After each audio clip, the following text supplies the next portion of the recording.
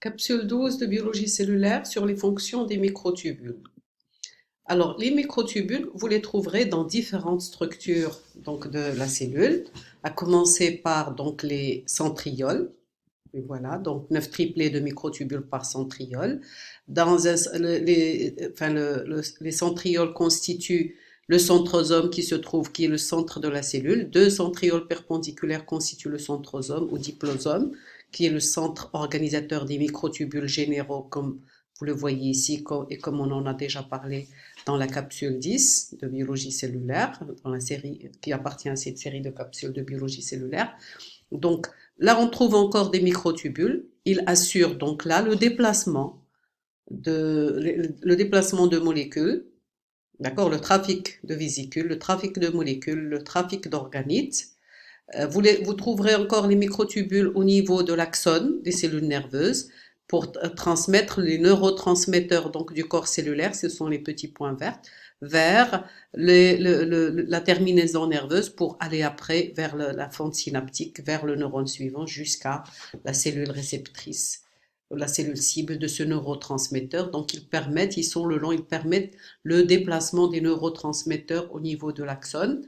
On trouve toujours les microtubules au niveau de l'axe des cils et des flagelles pour soutenir le cil et le flagelle et pour donc former ces structures-là, cils et flagelles, dans l'axe des cils et des flagelles. Vous avez 9 doublés de microtubules avec un doublet central, d'accord, qui permet donc la formation et puis le mouvement des cils et des flagelles qu'on verra sur la dia suivante. On trouve aussi des microtubules dans la cellule qui assurent le déplacement de la cellule, la migration. Les cellules migratrices utilisent leurs microtubules qui polymérisent en avant, d'accord, pour former les pseudopodes ou filipodes, d'accord, ou des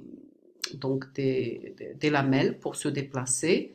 Et il y a une rétraction, donc il y a une dépolymérisation des microtubules en arrière pour permettre à la cellule d'avancer. Les microtubules se trouvent aussi au niveau donc, du fuseau mitotique.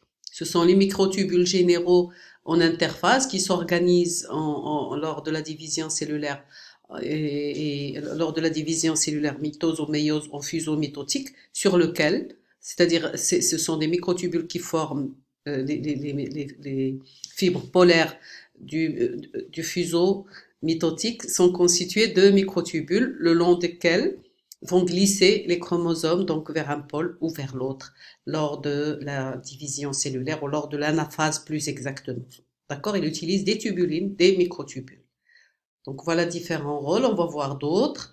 Parmi les rôles, le mouvement du cil et du flagelle, c'est grâce à ces microtubules. Okay, pour le flagelle, donc un mouvement hélicoïdal. Et pour le cil, les battements du cil, c'est grâce aux microtubules. Et des pathologies, c'est-à-dire s'il y a absence de ce mouvement, absence ou l'insuffisance de ces mouvements-là, entraîne donc des pathologies, par exemple là le manque de déplacement des, du spermatozoïde, la vitesse de donc spermatozoïde soit immobile, soit un déplacement très lent, ce qui fait ne peut pas monter dans les trompes, ce qui entraîne donc une stérilité d'origine masculine.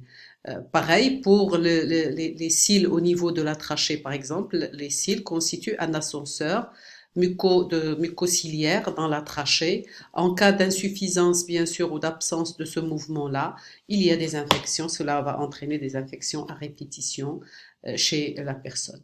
C'est juste pour vous montrer l'intérêt de ces mouvements et des microtubules qui assurent ces mouvements. Là, on va zoomer le rôle, on va zoomer au niveau de l'axone, voilà les microtubules, les voilà en bas, ici en vert, et il y a donc ils transmettent, ils jouent le rôle de rail des neurotransmetteurs qui se déplacent le long de manière très très vite, donc du corps cellulaire jusqu'à la terminaison nerveuse, et pour glisser plus vite, il y a des protéines, les protéines associées, des MAP, type kinésine, d'accord, qui leur permettent de se déplacer donc du corps cellulaire jusqu'à la terminaison nerveuse. Alors, le déplacement cellulaire, ou la migration cellulaire, là on voit que le pseudopode ou filipode, dans ce cas-là, sont constitués, ou l'amylépode, d'accord, donc sous forme de lamelles.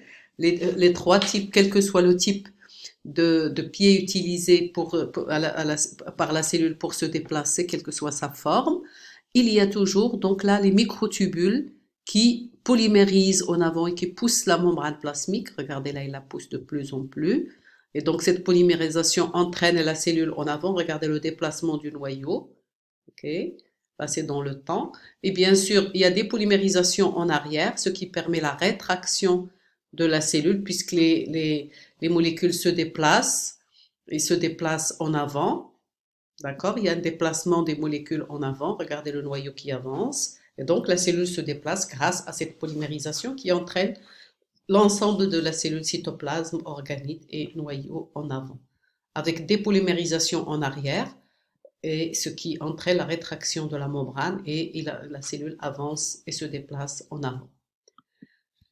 Alors, il y a donc là on a vu que différents rôles sont assurés grâce à la polymérisation, dépolymérisation donc des microtubules, entre autres au niveau donc de la migration, entre autres surtout au niveau de la division cellulaire qui est incriminée, qui devient importante lors donc des tumeurs ou du mécanisme de cancérisation, et ce qui fait des effets des molécules. On a essayé de trouver donc des molécules, effets pharmacologiques sur les microtubules. Quelles sont les molécules qui peuvent arrêter la polymérisation, la dépolymérisation, comme ça pour agir? Ce sont des molécules utilisées en chimiothérapie telles que les alcaloïdes, la vinblastine, la vincristine, la podophyline ou la colchicine, qui sont des antimitotiques pour arrêter la division importante des cellules tumorales. Et donc, là, on va voir quel effet, par exemple, la colchicine, c'est un antimitotique, mais il se lie à la tubuline libre. Comme ça va empêcher sa polymérisation. Si la tubuline libre est masquée, donc elle ne pourra pas se lier même s'il est important au sein de la cellule. S'il n'y a pas de polymérisation, il n'y aura pas formation. Donc, par exemple, il y aura pas, elle bloque, la colchicine bloque les divisions en métaphase, et ce qui fait le fuseau mitotique ne pourra pas polymériser, ce qui empêchera donc les chromosomes de quitter la plaque équatoriale pour aller pour aller vers les deux pôles de la cellule, ce qui va empêcher la cytodiérèse et la cellule de se diviser. Alors, d'autres alcaloïdes, par exemple, sont des antimitotiques et chacun agit à sa manière. Par exemple, le Taxol, qui est extrait de l'IF, empêche, lui, la dépolymérisation du fuseau mitotique. C'est-à-dire, le fuseau est là, mais là, il il l'empêche de se déstabiliser. Et ce qui fait, bien sûr, il va pas y avoir, ça va arrêter la division et on n'obtiendra pas les deux cellules filles à la fin. La cytodiérèse ne va pas avoir lieu. Voilà comment il agit sur les différentes molécules pharmacologiques antimitotiques qui sont utilisées en chimiothérapie. Il se base sur ce mécanisme de polymérisation, dépolymérisation des microtubules. Voilà, je vous remercie. C'est la fin de cette capsule.